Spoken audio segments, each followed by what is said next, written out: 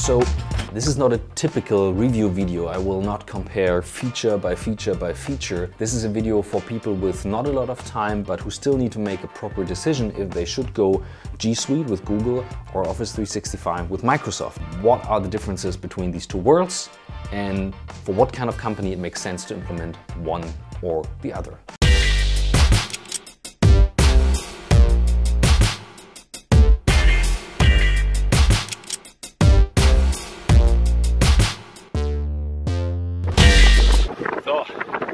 And of course, I will give you some real-life examples and show you how we use it and what's the differences. But let me start with one thing that doesn't seem related at first. You remember Michael Phelps, this very fast guy in the water? He's the greatest athlete of all time. He had a very clear vision for his career. That started with a dream and a goal. I wanted to be the greatest of all time. I went 5 straight years without missing a single day of workout, 365 days a year. Every single day I was in the water. And in the sport of swimming, when you miss one day, it takes you 2 days to get back. You went straight 5 years, 365 days without missing a single day of training. And a company is a high-performance team. That's what a company is. It's easy for most of the people to swim. So you can throw them in the water and it's fine. They can swim in G Suite, they can swim in Office 365, both fine. But to become the fastest and the best, that's the hard thing. Without a clear idea what you want to achieve and where you want to go with this tool that influences everything in your work, your communication, your invoices, your estimation, how you collaborate with other people on the outside, many things of your daily life. Without a clear direction, you won't go anywhere. The only thing you will get is ending up with a lot of complaints about why you cannot become the fastest, why this feature doesn't work. This is like my swimming pants are too tight, the water is too cold, I don't have time for training. So this is the basics, and very important to understand before we now jump into the examples, and we will do that on the road because I'm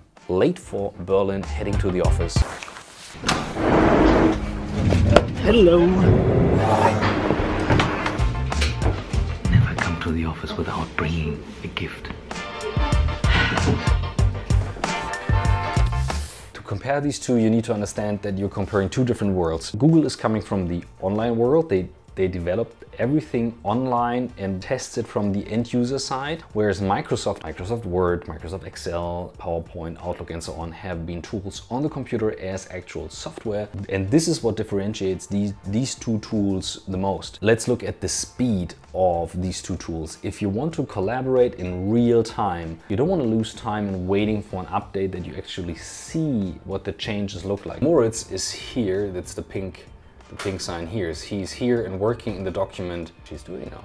I can see in real time what is happening. This is not necessary for every company to do that at the same time or to be able to collaborate at the same time. But that's a feature if you work like we do, for example, with many different locations and people are used to do everything in almost real time. Remember my matrix from asynchronous to synchronous? This becomes a killer feature. So using Office 365 Word is like 5 to 30 seconds longer, depending on which device you use that tool, to whereas Google is like almost real time to like max 2 seconds latency when it comes to collaboration. If you rely on people sending you messages in the Office format and you want to have it one-on-one exactly the same format, and it's very sophisticated design, it might be the way. But be clear, do you really rely on that font? Do you really rely on video files, for example? When you look at Google Slides, it renders the images down to have it in a better and faster web collaborative format. If you have high resolution images in design and you have them in Keynote or PowerPoint, you have them in a better resolution than in, of course, the web resolution of Google, which is the native web design. So as you can see, these are feature details, but again, the big idea is more important than the detailed feature if you break that down. The worst thing is to mix up both worlds just because you think, oh, someone is sending me a PowerPoint file. You can still upload PowerPoint to Google and then it transferred to a Google presentation, which you can now see here. It has the design, it has the images and most of the stuff. Sometimes it really destroys design and the agenda and stuff like that. But in most of the cases that I work with, it's pretty fine. And you can always just have it in the vision mode. With Office 365 though, this is then integrated of course in the tool, so much better, much deeper integrated. Next up, what you should be aware of is the administrative side, and like first to migrate to one of the other tools and then to administrate it. Google is leaner when it comes to administration, but Microsoft can do way more on an individual level. So in Microsoft, you can individualize a lot of things. You have a lot of settings. You just need to know them. It needs time or effort, or at least someone having an IT background to set it up in the right way. But as I said, on the other hand, if you really need individualization for your company, and for example, you want to buy the service without the video conferencing tool, or you want to buy the service without the Drive or the OneDrive, then Microsoft is much more customizable, whereas Google is like, you take it out of the box and you play with it as it is, like Google comes in one product. And again, each of these sites can make sense for you or not. How do they store data? Big difference to understand when it comes to data is that when we talk about cloud, a piece of paper, can I use this one? So when we talk about a cloud document, no matter if it's an Office 365 Word document or a Google Doc, a cloud tool ideally fragments this document into many pieces.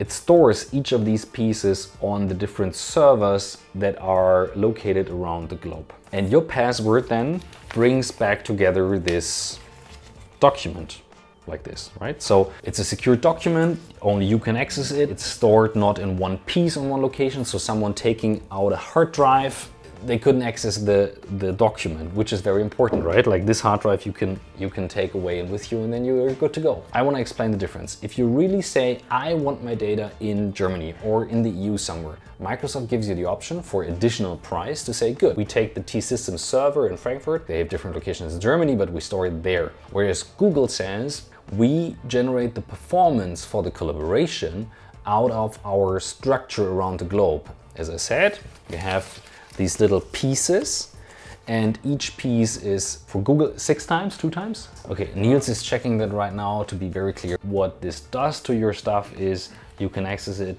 very fast from any location on the planet. But Google says, in order to make this structure perfect and out of the box and run for everyone, you cannot choose a data location in the EU or in Germany, but they provide you contracts for it. I started with all that stuff because I was looking for a very fast email program with using shortcuts, fast in archiving, reading, answering and all that stuff. Whereas Google Hangout is a pain in the ass and Microsoft has Teams, Gmail is much better. So if you want mails and very, very, very fast mail, this, even if you don't believe me, because some people say, oh, I want my window here for all the information and I want to read what's in the mail and I want a signature. This is still today the fastest email service to use. Google has only one mailbox, all messages. And the inbox is just a label that you can then detach if you read the email. This makes it very fast because you don't need any folders. You just use the search. I have 70, make that bigger. So this is like 75,000 conversations, and conversation meaning Google sums up the mails that belong together into a conversation, which then makes keeping the information top of your mind. Outlook does that too now, Apple Mail does that too now, but Google started with that. It makes it much faster to find an email through search because you just have one folder, one archive folder where you keep everything. Gmail, much better email program compared to Outlook, but Google, please do something with your messenger services. It's a total crap. You have like Hangout, you have Allo, you have Dallo, you have Meet. Microsoft did a good job in developing Teams. It's a still kind of poor copy of Slack, but if you have nothing else in your company and if you want to stay within your legacy system in Office 365, Teams is the way to go. Most of the Google clients I know, they use Slack anyways, connected to the Google account. Oh, Skype for Business versus Hangout. We use Hangout internally for video collaboration. The chat function of Hangout is quite poor. It of course works on all the Android phones, but it's weaker than, for example, WhatsApp or Slack chat service. You can add up to, I think, 25 users to a Hangout video call and 200 to a Skype for business video call or something. Sorry, just to correct, Skype is 250, so 10 times more than Hangout. Is Hangout 25? Hangout's 25. Niels is nodding, which is always a good sign. I don't know who really needs 200 users in a call. We never have 25 people in the Hangout anyways as well, but if you need that, this is definitely good to know. More people are used to Skype because that's kind of for video conferencing the standard, but keep in mind this is web conferencing both. This is not telepresence. I made a video about that and what's the difference. Either way, you have to show your people how it works. And we had a great podcast with a founder from Hamburg a couple of days ago. They use Office 365 and they are like 300 people. And he said when they came up with Office 365, they actually sat in offices next to each other like we do here. And for training purposes, what they did is they still made this video conference via Skype for business in order to train everyone how to use it. If you don't train your people, if you don't take the time, don't expect that any of these tools will help you to improve your collaboration and the way your people work too much. Thanks for watching, have a great week, and now we gotta run to the next meeting.